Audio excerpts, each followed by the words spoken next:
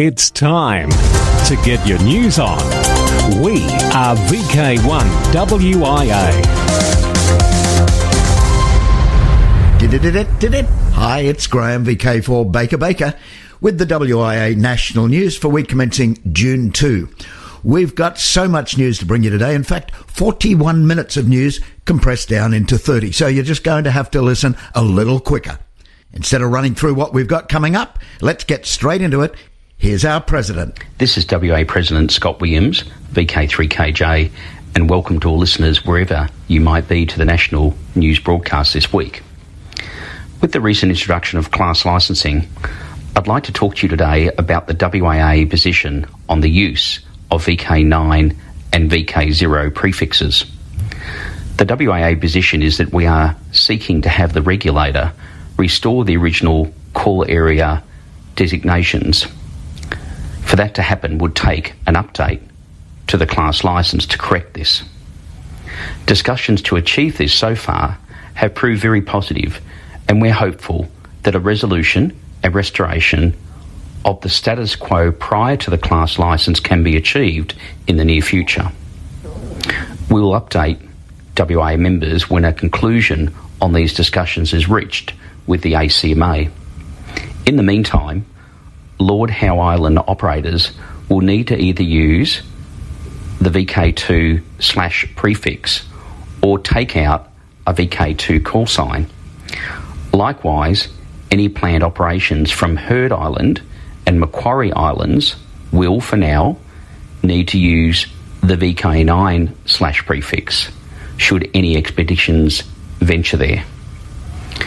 We are also aware of concerns from international DX expedition teams seeking VK9 call signs to come and activate Australian territories. We are intending to discuss this further with the ACMA to see if the previous status quo can be restored, whereby they can apply for a VK9 or VK0 call on a temporary 12-month basis, along similar lines to special event call signs. In the meantime, they will need to identify themselves as VK9/ your home call, i.e. VK9/ VK3KJ, until we convince the regulator that they should restore the status quo for these arrangements as well. Finally, the WIA has also raised the concerns about suitable identification documents being provided to radio amateurs that confirm their right to use the class licence and their qualification and associated call signs. We have some way to go with the ACMA discussions on these points, and will continue to work on these in the coming meetings with the ACMA. The WIA continues to enjoy a strong, productive relationship with the ACMA, and we hope to progress these matters for a more positive resolution. That's it for me this week, and this has been Scott Williams, WIA President, on behalf of the WIA Board. Best wishes. This is Krista Matrievich, VK3FY, on behalf of VK1 WIA National News. Dayton Hamvention 2024. WA Directors Lee Moyle, VK3GK, and Krista Matrievich, VK3FY, attended this year's Dayton Hamvention. This event opened up with pouring rain, but that did not dampen the crowds that had come to see the latest gear that was being displayed for the first time. Both Chris, VK3FY, and Lee, VK3GK, had the pleasure of catching up with the ARRL President Rick Roderick, K5UR, at the ARRL booth. This year's event has achieved a record number of attendees, with the attendance of 35,877 having been announced. Whilst attending the DX dinner, it was a pleasure to hear that Whiskey 8 Sugar, Swains Island, was awarded the Southwest Ohio DX Association's Expedition of the Year. Lee Moyle, VK3GK, who was the Oceania pilot on this expedition, was able to be present with Steve Haas in 2AJ, the East Coast pilot, to join the team on stage to be presented with the award. CQDX Hall of Fame inductees for 2024 are Victor Echo 3 Lima Yankee Charlie Caesar, W3UR Bernie, K2 Mike Golf Alpha Richard Ross. At the contest dinner on the Saturday evening, the following were inducted into the CQ Contest Hall of Fame: Papa Papa 5 Japan Radio, Sergio Lima; N2IC Stephen; K2MGA Richard Ross. Nick VK3FE was attending his first Dayton Hamvention. We took time to visit one of Dayton's attractions, the National Museum of the United States Air Force. This is a must-see attraction if one is attending the Dayton Hamvention, and if you do plan to go to Dayton, you should allow a day or two to see this museum. Well worth a visit. This has been Chris VK3FY on behalf of VK1WAA National News. This is Editor-in-Chief of Amateur Radio Magazine, Roger Harrison, VK2ZRH. Back again. I am trusting that some listeners have received the hard copy edition of the latest Amateur Radio, issue number 3. For those that haven't, you can at least content yourselves with the online electronic edition that can be downloaded from the WIA website. You should have received an email via the WIA Memnet system advising that your electronic edition is available to download. Ooh, you haven't registered for Memnet yet? It's easy. Go to the website. From the top menu, select For Members. From the drop-down menu, select Log into Memnet. On that page, look for the Register button and click on that. Then follow the instructions. Simples, as the meerkat said. That ends the lesson for this week. Now, on to hymn number 39. No, wait! Next page of the script, Roger. For all you keen contesters out there, this issue has lots of news for you. First up, there's the WIA Contest Champion Peter Brown Trophy Award for 2022. A long time coming, but here it is at last. In print, for all to marvel at. And take a look at the smiling faces on the page. Once seen can hardly be unseen. Fast forward to this year and we have the 2024 John Moyle Memorial National Field Day Contest results. Actually, the top level results for single operator stations and multi-operator stations for both 24-hour and 6-hour log submissions. Plus, detailed analysis and commentary from contest manager Dennis Johnston, VK4AE, not to mention some pictures to ponder.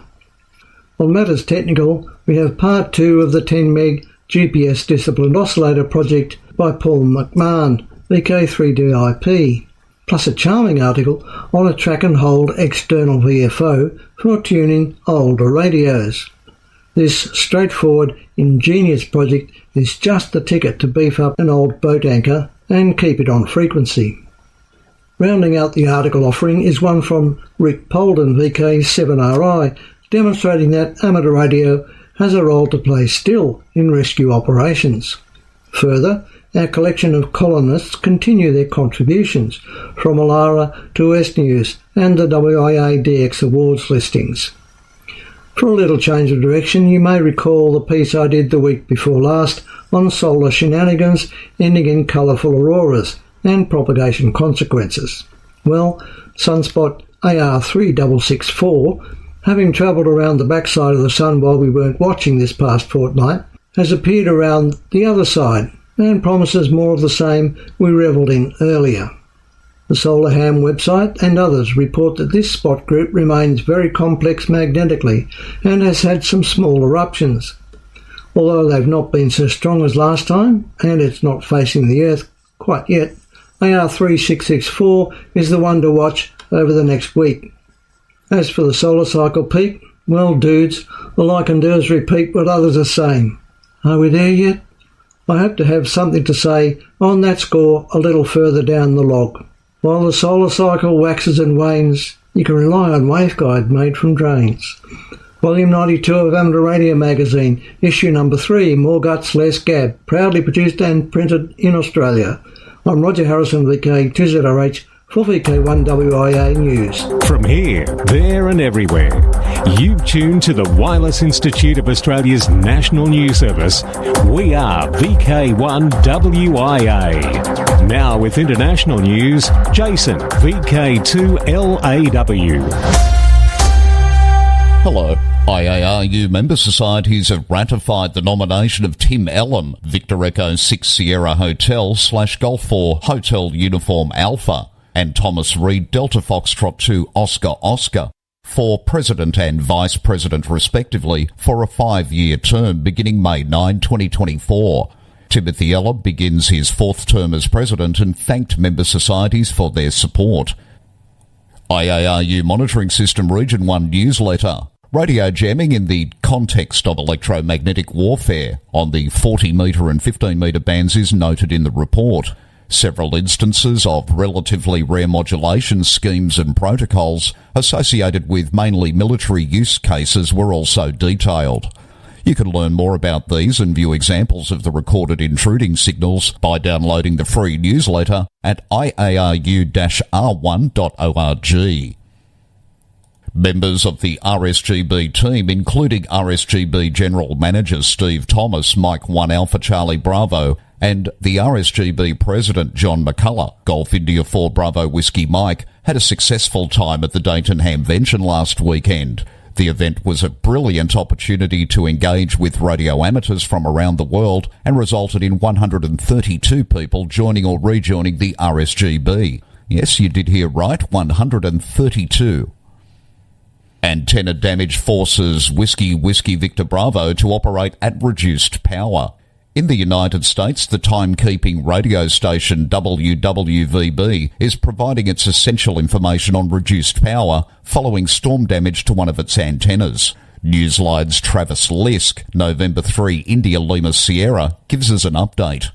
Wind damage to half of its phased array antenna has left radio station WWVB operating at reduced power outside Fort Collins, Colorado.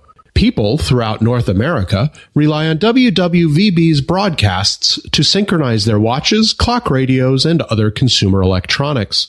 It is also used for accurate time synchronization and for timekeeping applications in appliances, cameras, and irrigation controllers. This is Travis Lisk and the 3ILS. Thanks, Travis. The AM for Every Vehicle Act is moving forward in the U.S. House of Representatives.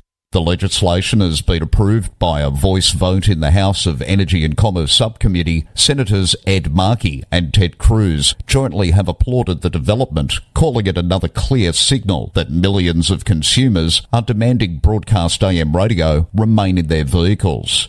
If passed, the updated bill would require the Department of Transportation to adopt a rule within 12 months to require that automakers provide access to AM broadcast stations in their motor vehicles. The bill would mandate car manufacturers to install devices capable of receiving AM radio signals in all new passenger vehicles sold in the United States at no additional cost to consumers. Helicopters that fly around carrying gigantic flat antenna arrays are uncommon, but when you spot one, it's not exactly intuitive to figure out what they're doing. These helicopters are tasked with important geological work. Magnetic surveys are an important tool in geology and archaeology. In the latter regard, they were perhaps best popularised by the TV show Time Team. The series would often employ geomagnetic surveys to discover artefacts or structures beneath the ground. The typical technique used on the show involves someone walking around a site with a magnetometer while logging the field strength as they went. By running the magnetometer on a grid pattern across a site, it was possible to build up a local map of the magnetic field, which could reveal anomalies lurking underground. So these choppers with the big dangling thing are doing the same, but it's going to be on a much larger scale. Move to DEFCON 2. For 4 decades since the height of the Cold War, a mysterious radio signal has been broadcast out of Russia, baffling ham radio fans, scientists and spies alike.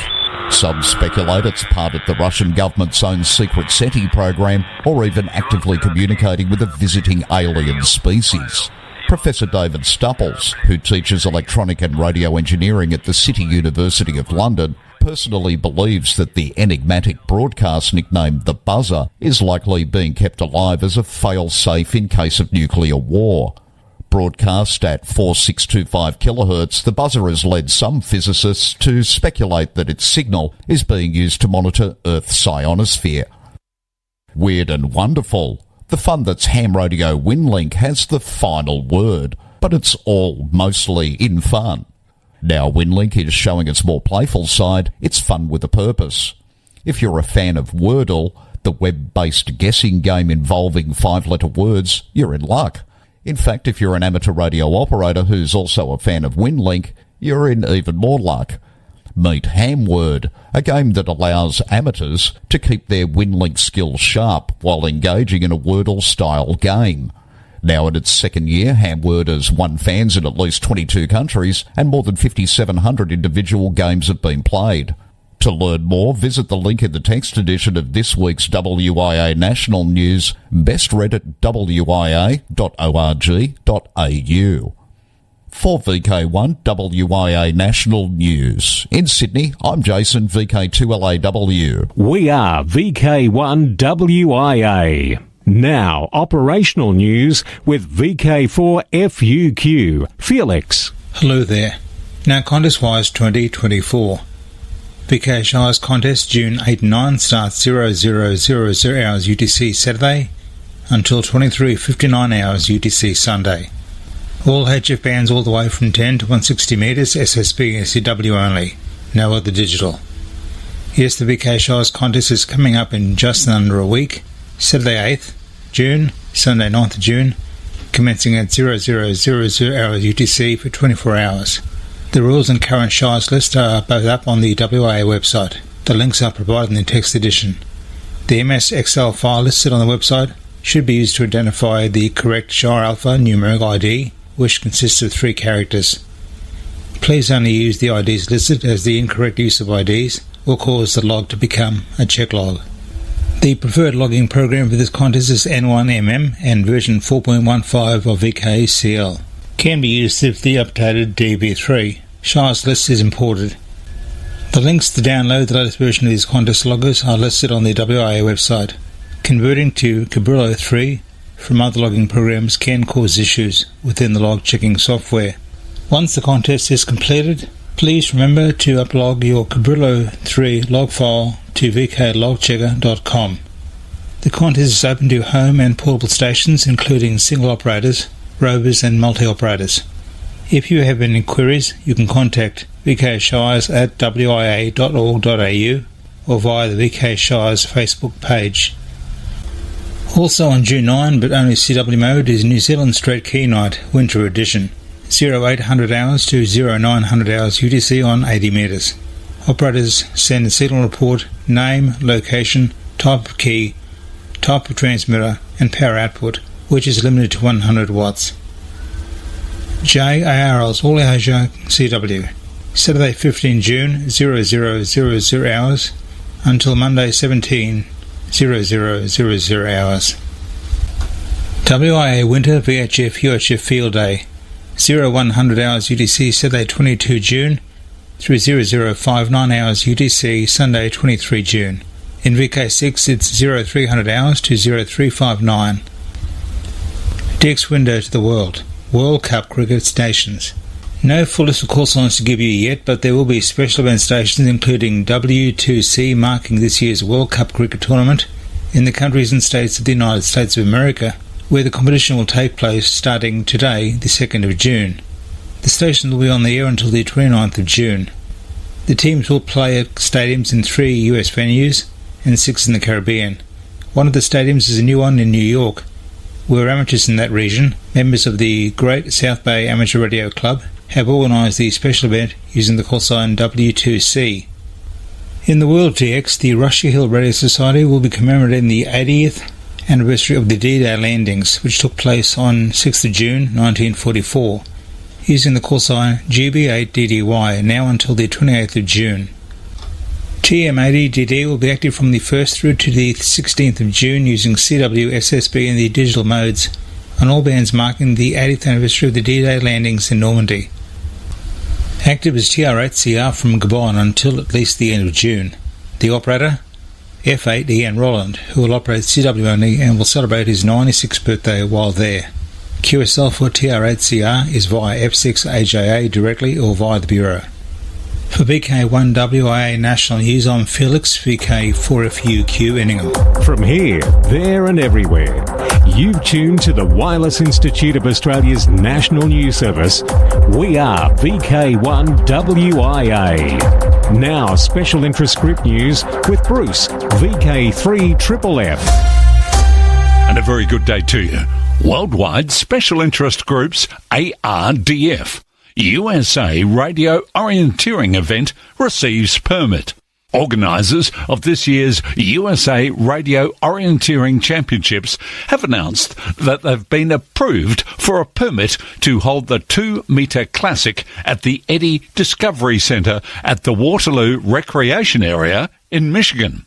The race will be among several challenges taking place at a variety of venues during the week-long event, which includes practice sessions and training camps, as well as cultural and dinner outings. The championships are being held between the 5th and 13th of October. The USA Championships are being held in combination with the IARU Region 2 biannual ARDF Championships. The USA event's competition age categories range from 10 and younger to older radio operators 80 and above. Worldwide Special Interest Groups Final Frontier. Project Oscar, the organisation responsible for the construction and launch of the first amateur radio satellite, Oscar 1, in 1961, has folded and donated its remaining funds to AMSAT. Project Oscar Inc. was originally formed to investigate the possibility of putting an amateur satellite in orbit. The first amateur radio satellite, Oscar 1, orbited the Earth for 22 days, transmitting the Hi greeting in Morse code. Since that beginning, the group has focused on supporting and promoting amateur radio satellite-related projects. In addition to donating its remaining funds to AMSAT, Project Oscar also granted AMSAT ownership to the future rights to the term Oscar, or Orbiting Satellite Carrying Amateur Radio. Ever since the launch of Oscar 1 in 1961, it has been traditional for amateur radio satellites to carry the name Oscar after their launch and activation in orbit. Now, the little-known Aussie connection? In 1967, a group of students from the Melbourne University Astronomical Society came up with an idea to build a small amateur radio satellite. It was just 10 years after the world's first satellite, Sputnik 1, was launched, and Australia had yet to enter the space race. But it was the hard work and persistence of the young students that convinced NASA to launch Australis Oscar 5 into space. Australis Oscar 5 was launched by NASA on the 24th of January 1970. And seeing we are in a space-time warp today, it is interesting to note every few years the myth, supposedly, that cosmonaut Yuri Gagarin was a radio amateur has cropped up again. This myth started in the early 1980s and has been debunked numerous times since, but it still appears on websites listing famous hams. In a May 28, 2024 posting on AMSAT UK, it's noted, over the years, the statement that Gagarin was UA1LO continues to resurface. To the best of knowledge, no significant new evidence has appeared during this time. So, was Gagarin a ham, particularly UA1LO? Opinion, and it is only opinion, is that based on the available evidence, it's extremely unlikely that Gagarin was UA1LO. In the 22 years since that original claim was posted, no one has been able to provide any evidence that Yuri Gagarin was in any way involved in amateur radio. Worldwide Special Interest Groups IOTA. RSGB IOTA contest is on July 27th. The Maldives, AS013, 8Q7KR, only on air till month's end, the 31st of May, and only working with 30 watts SSB on the 10 metres band. If you do snare this one, QSL 8Q7KR via his home call, which is DO4RKR directly, or via the Bureau. Cook Islands, Rarotonga, OC013, and Aitutaki, OC083, ZL4CZ E51CZZ, and ZL2KE E51KEE will be active from Rarotonga and Aitutaki, July 20th to August the 6th. 40 to 10 metres, possibly 160 and 80, depending on QRN and interest from DXs. Worldwide special interest groups, Radio Amateur Old Timers. Here's Clive. Hello everyone, this is Clive, VK6CSW, reminding you that tomorrow is the first Monday of the month, time for the Radio Amateurs Old Timers Club of Australia's June Bulletin to go to air. This month, after the latest club news, Bill VK3BR will give a talk on the legacy of Australian inventor and engineer Henry Sutton, after which I'll read an item on Coordinated Lunar Time or Moon Standard Time, written by Andrew VK3CAH, and which will appear later in OTN, the RAOTC's journal. Everyone, RAOTC members and non-members alike, is most welcome to listen to the programme and to join in the callbacks afterwards.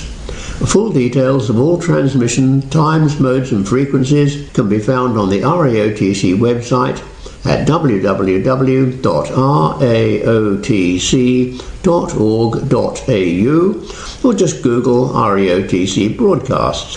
If none of the transmission times suit you, you can download the audio file at any time from today from the club's website.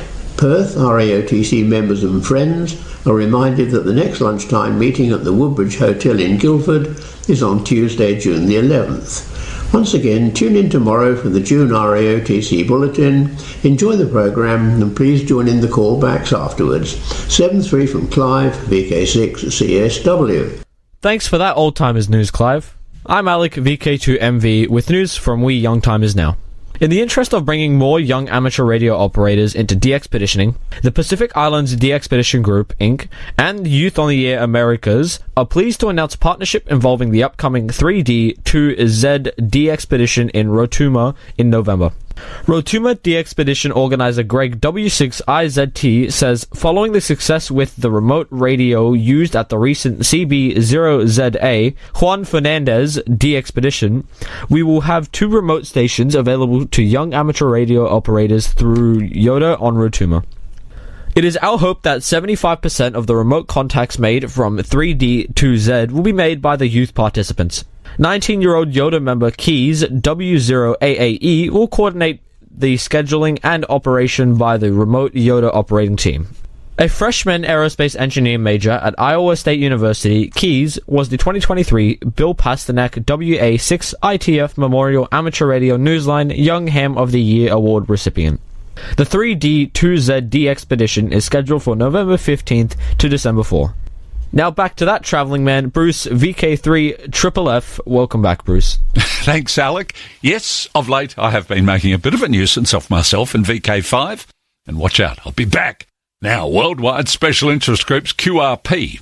QRP Day, June 17th. The 10th IARU Region 3 Conference, held in September 1997 in Beijing, resolved recommendations submitted by NZ Art, which says that Region 3 societies help to promote the IARU objectives for QRP operation, specifically to support QRP operation on June 17th each year, to foster QRP activities by their members, to encourage regular publication of QRP articles in their national magazines, and provide QRP sections in any national contests. Yuki, JH1NBN, Secretary, IARU Region 3, has sent this reminder again. So far, no word on any WIA activity planned.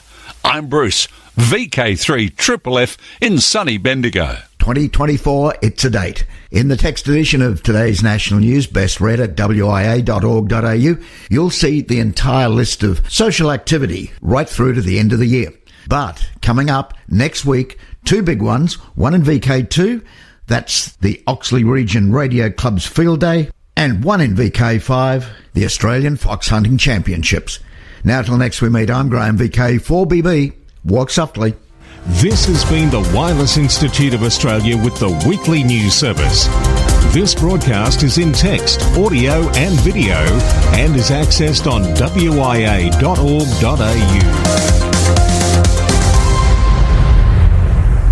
Courtesy of Bevan, VK5 BD's ATV and YouTube channel, this has been WIA National News. We're back now, live and local, and your voice, your callbacks. And don't forget, tick like.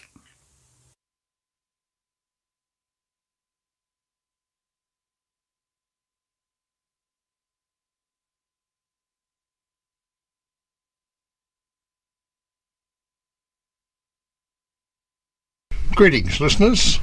This is VK3OTN, the official station of the Radio Amateurs Old Timers Club of Australia, with this month's news and information bulletin for members and friends of the club for June 2024. I am Andrew, a VK3 Charlie Alpha Hotel. Details on when to hear the news and information bulletins are available at the club's website, www.raotc.org.au.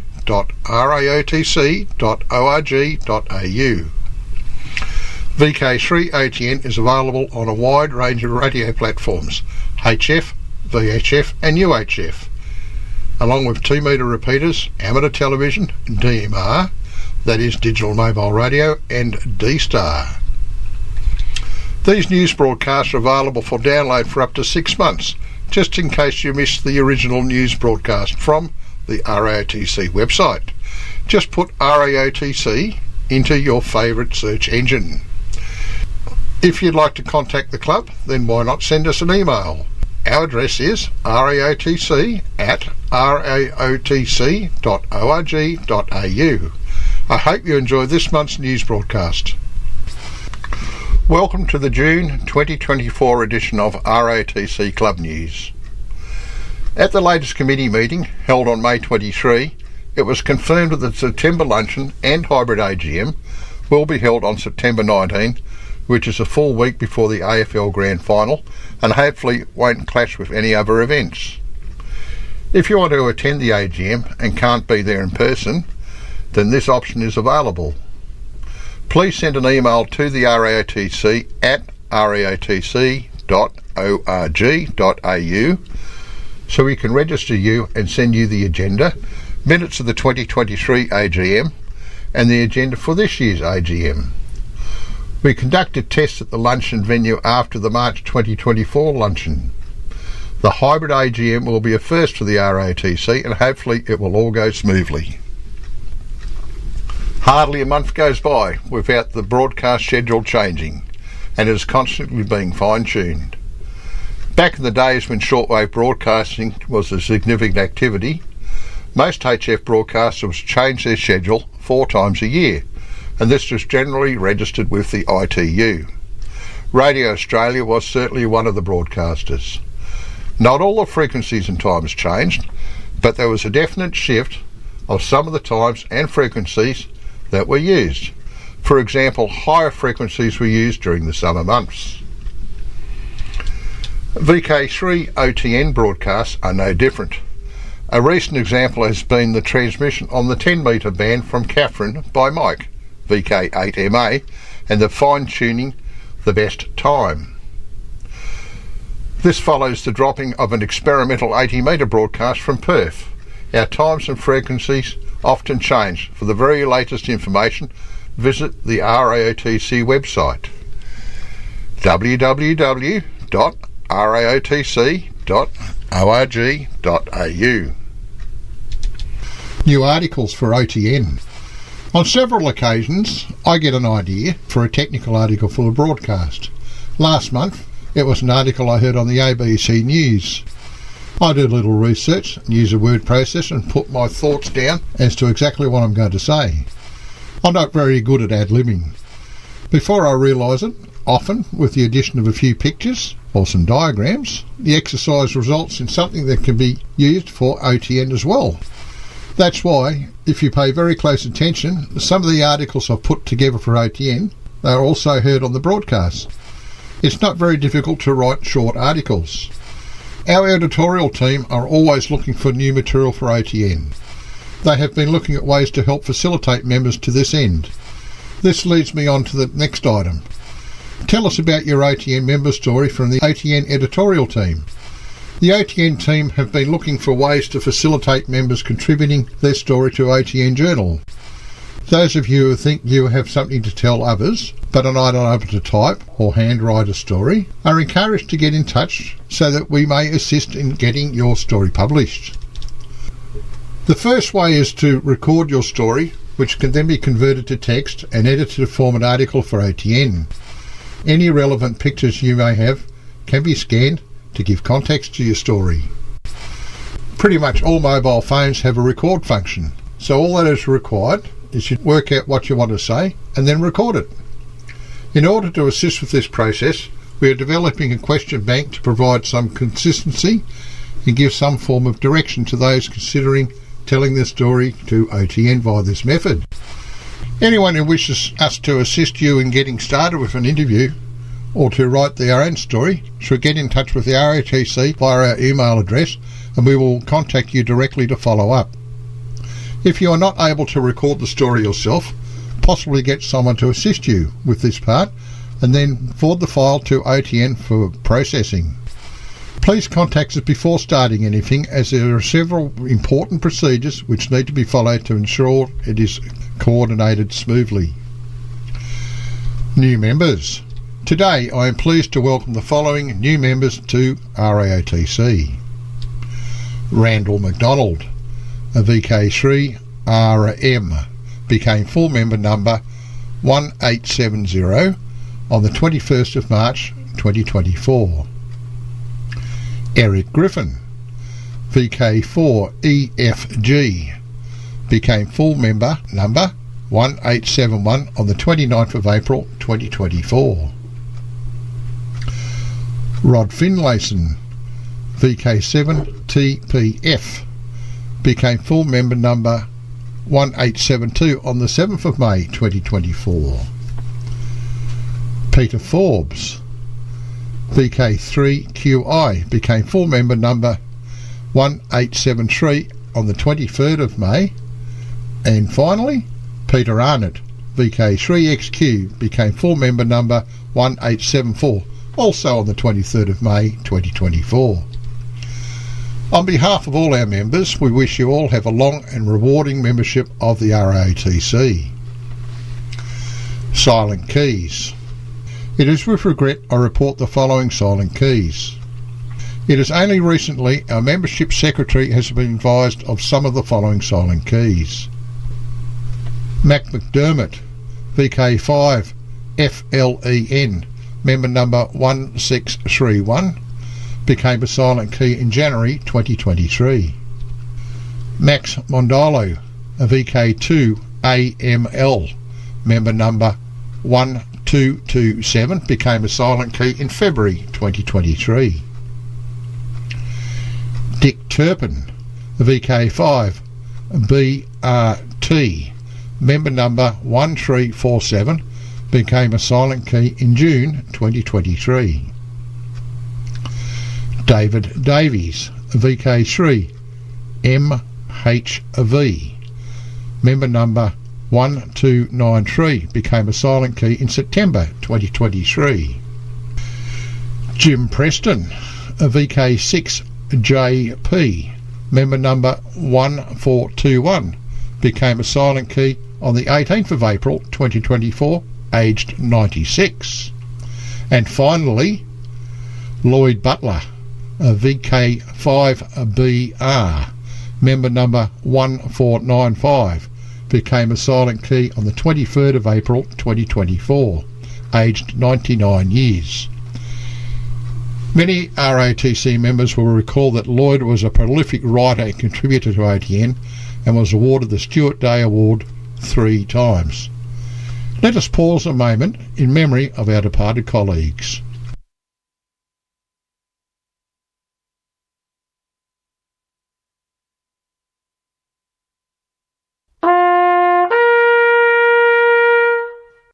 Members are reminded the very latest club news is available via the RAOTC website.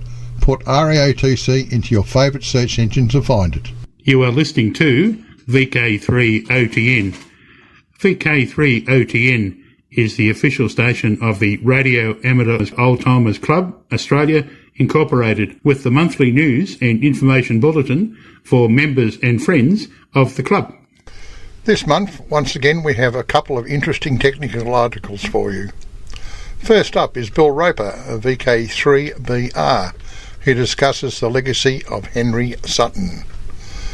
This will be followed by Clive of VK6CSW, who will tell us about the new concept of LTC, or Moon Standard Time, which was recently tasked to NASA. I hope you enjoy these articles. The first article was first broadcast over 10 years ago, so now let's pass the microphone over to Bill Roper of VK3BR. The legacy of Henry Sutton. This item comes from an article published in the March-April issue of What's New in Electronics, and was written by Mike Smith, a specialist technical writer. It was brought to our attention by Ron VK3AFW. Henry Sutton is not a name that immediately springs to mind as possibly the greatest Australian inventor of the late 19th and early 20th centuries. In fact, Henry Sutton could well stand amongst the world's greatest inventors because he was involved in electricity, carbon filament electric light bulbs, telephones, radio, television, aeronautics, automobile engineering, colour printing and hydraulics. So why is this largely self-taught man not more widely known? Perhaps part of the answer is the isolation of Australia at that time, so that his name was known only to a few associates. He also disliked patenting his devices, which could have made him more widely known, because he thought that anything he invented should freely and easily benefit mankind, with no ties and restrictions imposed by patents, and he did not want personal material gain. Later, he travelled to England and France to deliver technical papers and became more widely known, especially when he was invited to join various learned societies. When he was just 14, he invented a continuous current dynamo with a practical ring armature. Although Italian Antonio Pansinotti had invented a similar device in 1860, Sutton's invention was taken up by Belgian Zenobe Gramme and became a standard after 1881. Gramme showed the French Academy of Sciences his own improved version of the Sutton machine, and when, in 1873, it was found the device was reversible and the device could be used as a motor as well as a generator, it was enough to provide the impetus for the fast development of the worldwide electric motor industry. He developed more than 20 different telephones shortly after Graham Bell had patented his own invention of the telephone in 1876, and installed a complete phone network between the family's music warehouse and shop in Ballarat, prompting Bell to visit the company to see the installation. 16 of Sutton's instruments were later patented by others. He broke new ground when he became a lecturer in applied electricity and magnetism at the Ballarat School of Mines.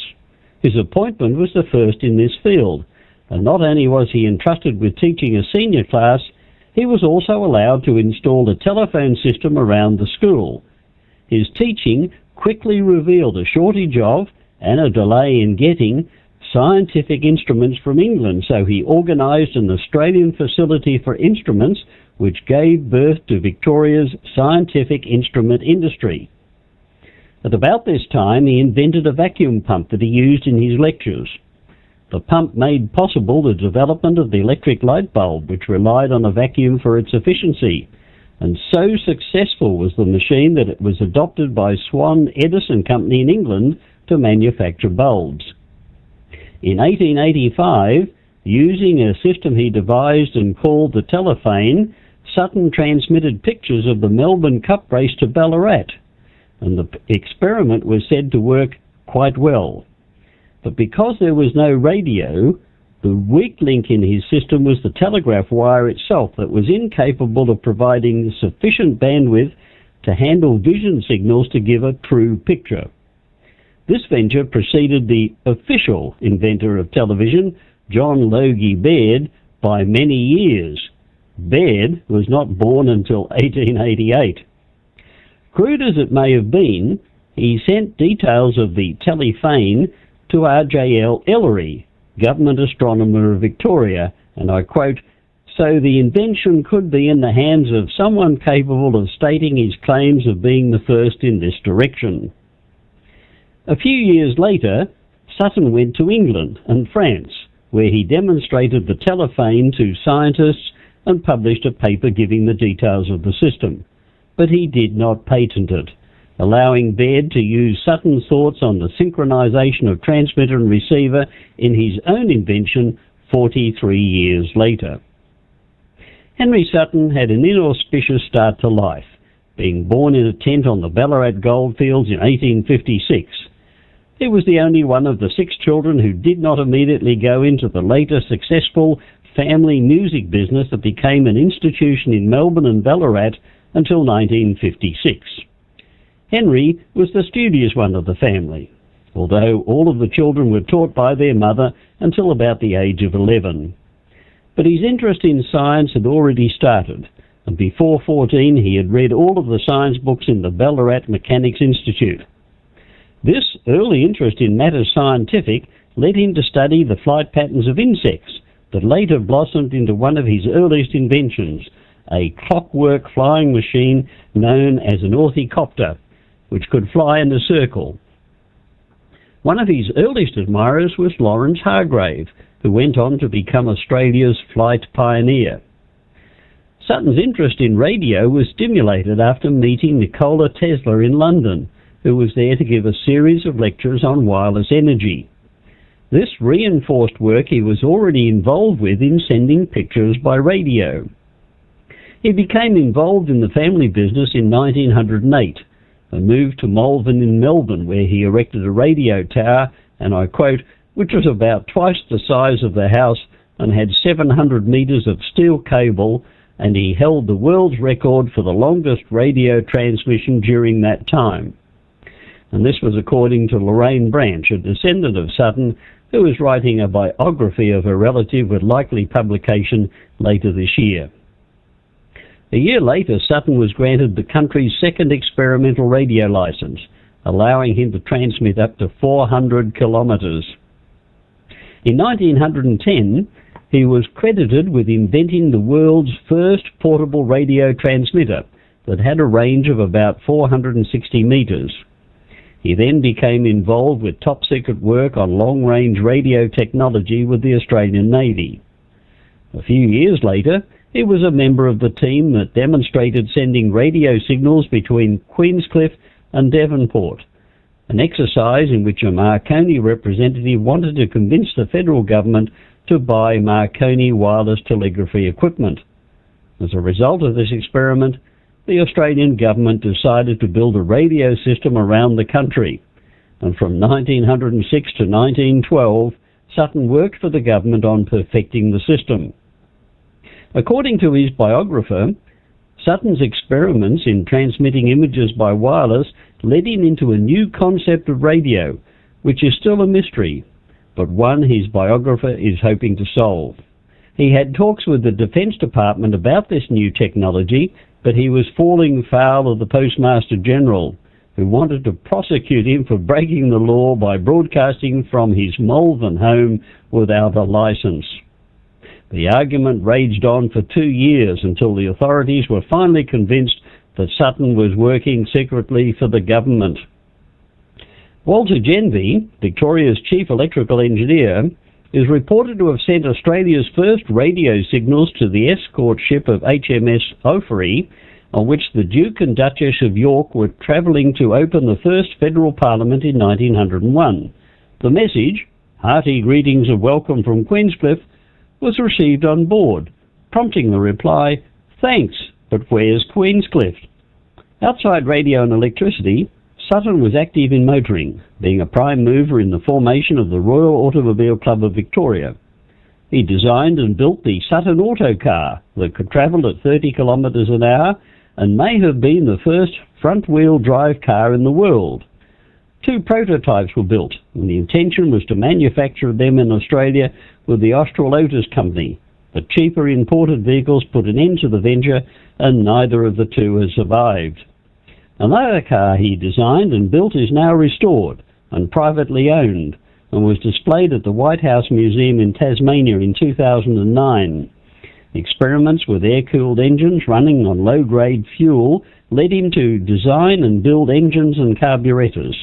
He designed and built, and with his son, raced motorcycles and experimented with three-wheelers. In collaboration with the Austral Otis Lift Company, he helped build Australia's first hydraulic lift that was installed in the family shop in Ballarat and became a novelty attraction for shoppers.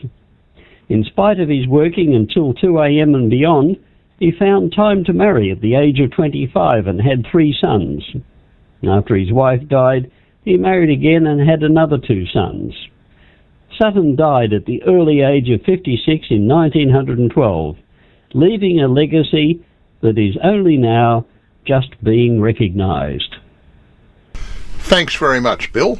You are listening to VK30TN and associated relay stations. VK30TN is the official station of the Radio Amateurs Old Timers Club, Australia, Incorporated, with the monthly news and information bulletin for members and friends of the club.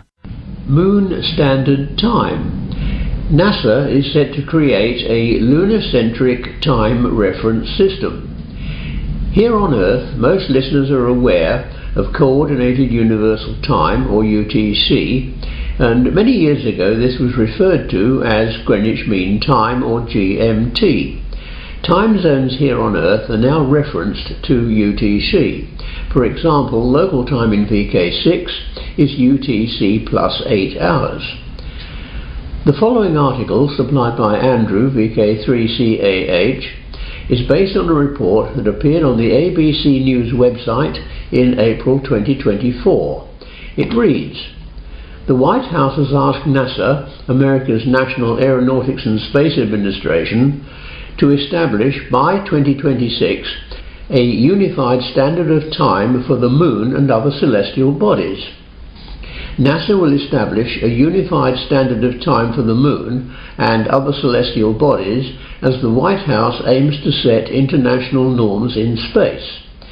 The directive comes amid a growing lunar race amongst nations and private companies. The head of the White House Office of Science and Technology Policy, OSTP, has instructed the space agency to work with other parts of the US government to devise a plan by the end of 2026. The setting would be called Coordinated Lunar Time, or LTC. The differing gravitational force on the Moon and other celestial bodies changes how time unfolds relative to how it's perceived on Earth. LTC would provide a timekeeping benchmark for lunar spacecraft and satellites that require extreme precision for their missions, NASA's Space and Communications and Navigation Chief Kevin Coggins says. The same clock that we have on Earth would move at a different rate on the Moon, Mr. Coggins said. Think of the atomic clocks at the US Naval Observatory in Washington. They're the heartbeat of the nation, synchronizing everything. You're going to want a heartbeat on the Moon.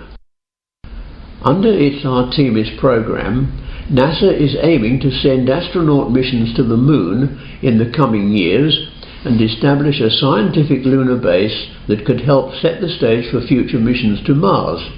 Dozens of companies, spacecraft and countries are involved in the effort. An OSTP official said that without a unified lunar time standard, it would be challenging to ensure that the data that transfers between spacecraft are secure and that communications between Earth, lunar satellites, bases and astronauts are synchronized. Discrepancies in time also could lead to errors in mapping and locating positions on or orbiting the Moon, the official said. On Earth, most clocks and time zones are based on Coordinated Universal Time, or UTC. This internationally recognized standard relies on a vast global network of atomic clocks placed in different locations around the world. They measure changes in the state of atoms and generate an average that ultimately makes up precise time. Deployment of atomic clocks on the lunar surface may be needed, according to the OSTP official. Scientists from the CSIRO and Parkes Observatory have helped the United States land a craft on the Moon, part of a plan to send humans there for the first time since the Apollo missions. While the US is the only country to have put astronauts on the Moon, others have lunar ambitions. Countries have their eyes on potential mineral resources on the Moon, and lunar bases could help support future crewed missions to Mars and elsewhere. In 2023, China said it aims to put its first astronauts on the Moon by 2030. In January 2024, Japan became the fifth country to put a spacecraft on the Moon. In 2023, India became the first country to land a spacecraft near the unexplored lunar South Pole, and it has announced plans to send an astronaut to the Moon by 2040. US leadership in defining a suitable standard, one that achieves the accuracy and resilience required for operating in the challenging lunar environment, will benefit all spacefaring nations, the OSTP memo stated. Defining how to implement coordinated lunar time will require international agreements, the memo added. Unlike on Earth, the Moon will not have daylight saving time, Coggins said. An Earth-based clock on the Moon would appear to lose an average of 58.7 microseconds per Earth day. Defining how to implement LTC will require international arrangements, the memo said, through existing standards bodies and among the 36 nations that have signed a pact called the Artemis Accords, involving how countries act in space and on the Moon. China and Russia, the two main US rivals in space, have not signed the Artemis Accords. UTC might influence how LTC is implemented, the official said. The UN's International Telecommunications Union defines UTC as an international standard. The International Space Station, being in low Earth orbit, will continue to use Universal Coordinated Time. But just where the new space-time kicks in is something NASA has yet to figure out.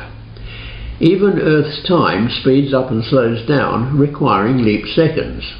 While some states debate whether or not to observe daylight saving time, I think we need to watch this space on this and see where it leads to. Thanks very much, Clive. You are listening to VK3OTN and associated relay stations. VK3OTN is the official station of the Radio Amateurs Old Timers Club Australia Incorporated, with the monthly news and information bulletin for members and friends of the club. Perth Luncheons. The popular and well-attended monthly luncheons for RAOTC members and friends in and around the Perth area are held on the second Tuesday of each month. The VK6 RAOTC group have a new venue, the Woodbridge Hotel, 50 East Street, East Guildford. Reports indicate the hospitality to be excellent. The Perth group meet at 11:30 a.m. for lunch at 12 midday. This is not a buffet meal, but excellent food in both pensioner and standard portions are available. We would like to place the orders at 12 midday, so please don't be late. This information is courtesy of Phil, VK6ZKO, whose contact details can be found on the club website.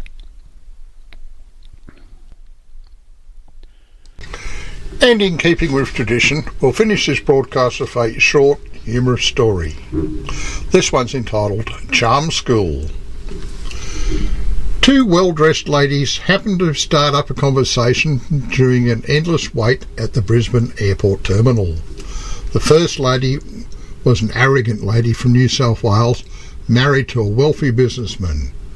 The second was a well-mannered elderly woman from Mount Isa, Queensland. After a little while, the Sydney woman started by saying, "When my first child was born, my husband built a beautiful mansion for me." The lady from Mount Isa commented, "Well, isn't that fantastic?" The first woman continued, "When my second child was born, my husband bought me a beautiful Mercedes-Benz." Again, the woman from Mount Isa commented, "Well, isn't that fantastic?" The first woman went on, "Then when my third child was born, my husband bought me the most exquisite diamond bracelet." Yet again, the lady from Mount Isa commented, "Well, isn't that fantastic?" The first woman then asked, "What did your husband buy you when you had your first child?"